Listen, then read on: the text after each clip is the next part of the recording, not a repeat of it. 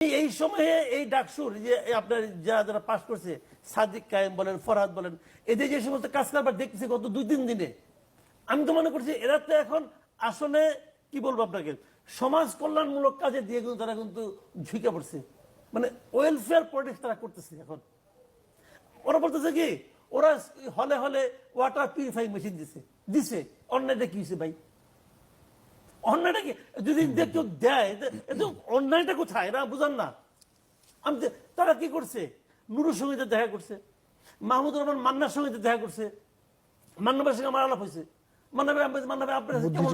বুদ্ধিজীবী কবরস্থানে জিয়ারত করেছে, মান্না ভাই আমার কাছে ভালো লাগছে।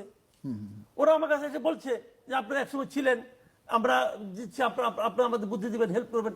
এই যে মানসিকতাটা ভাই, আপনি কি, আমি শিবির করি না ভাই, আমি জীবনে শিবির করি নাই, তাই বলে কি একটা ভালো কাজ শিবির করছে বলে খারাপ হয়ে যাবে? এটা কোনো কথা নাকি ভাই? অনেক ধন্যবাদ মাসুদ কামাল। আমরা